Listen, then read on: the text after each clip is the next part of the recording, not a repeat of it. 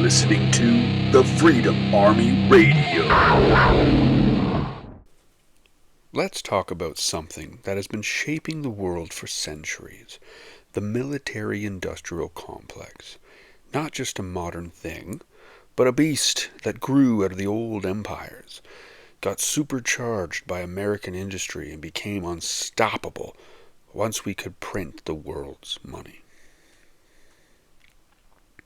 It starts with colonialism.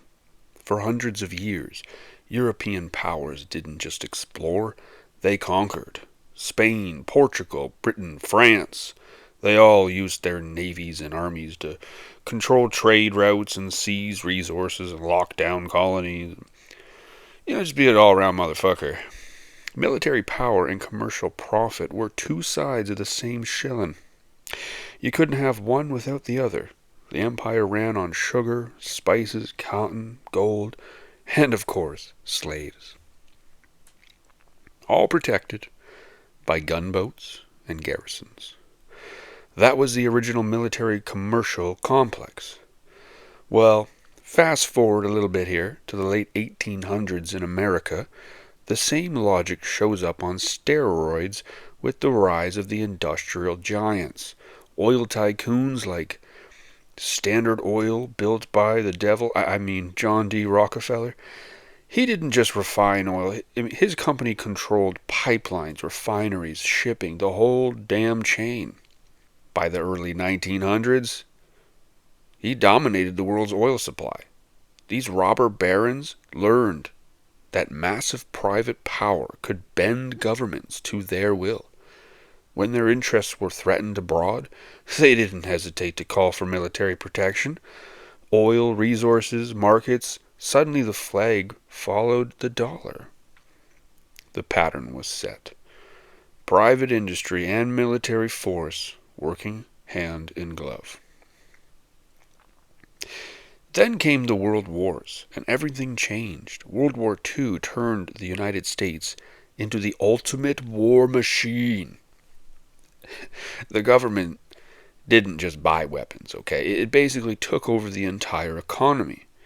Factories that made cars started churning out tanks. Production went from 1% of GDP to 40%.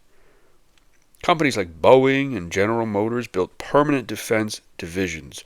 For the first time, America kept a massive arms industry humming along even after the fighting stopped.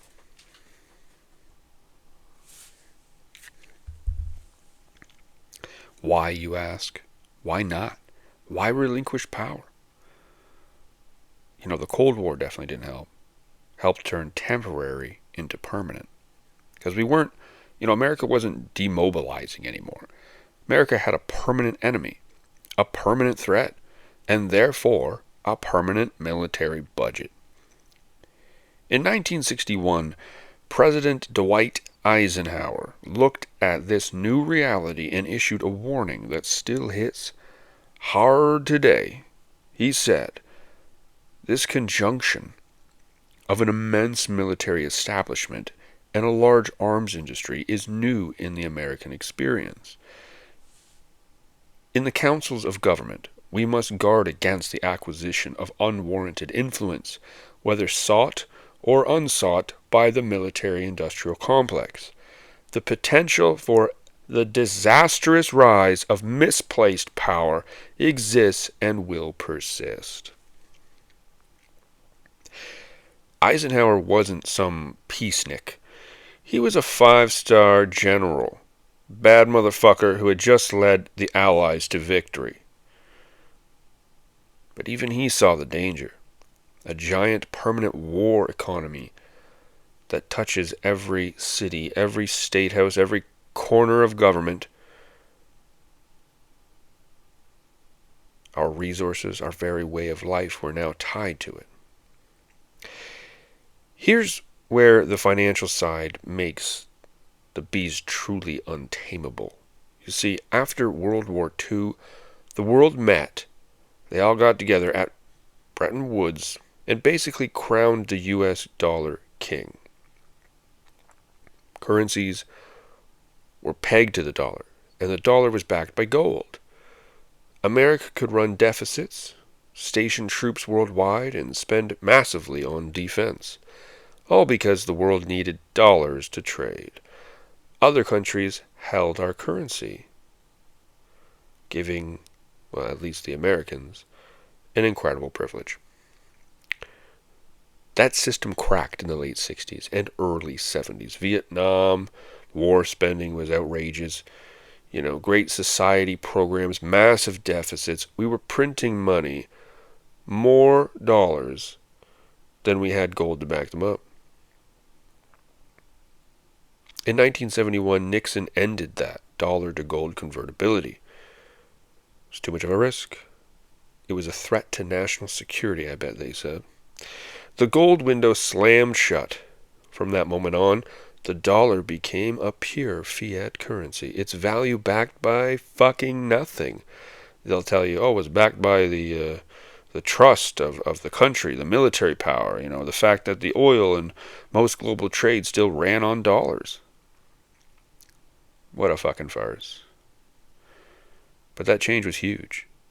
Now the U.S. could run endless deficits without the old restraints.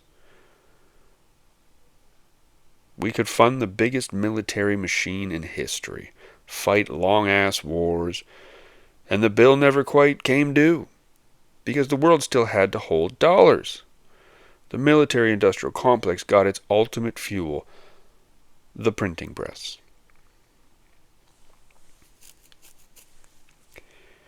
Today, that beast is a monster. We call it the Iron Triangle. Defense contractors, the Pentagon, the Congress, all these people, all feeding each other, all circle jerking.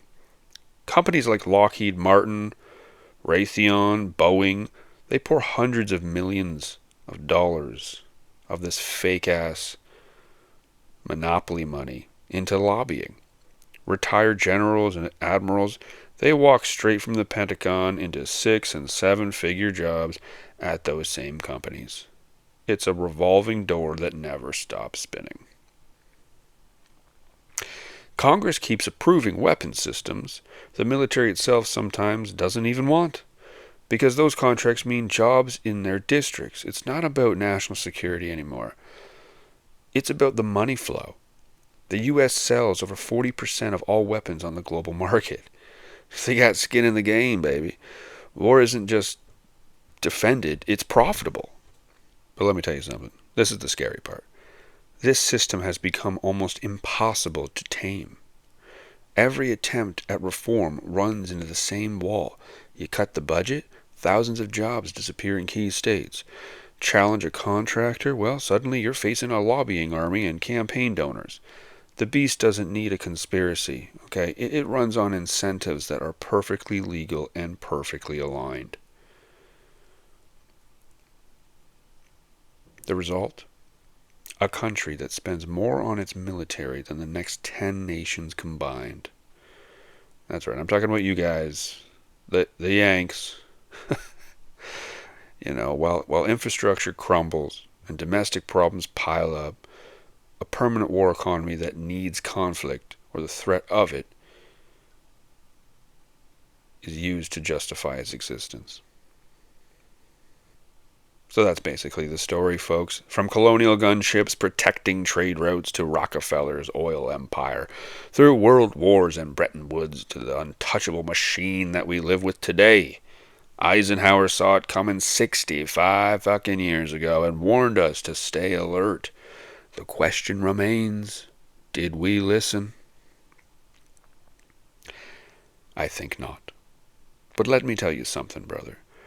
Something's got to give, okay? How can we carry on with this war economy bullshit running the globe and ruining the lives of the people on it?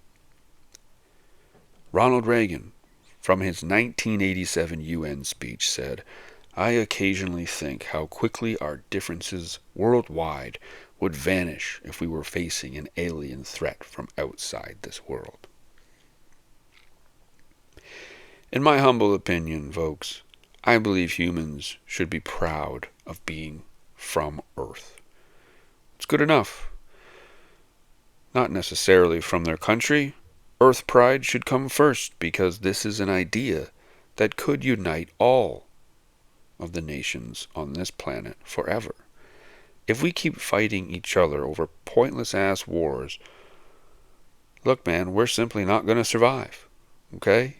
Even the military victors will have lost something intrinsically very valuable with every military conquest, and that is their humanity. So listen, put down the gun and pick up a goddamn flower. Don't hate your neighbor, hug a fucking tree, and learn to get along, motherfuckers. Alright? Our future depends on it. Thank you. This has been another great episode of the Writers Guild here on the Freedom Army Radio. Y'all take care now. Don't forget to stay free. Good night.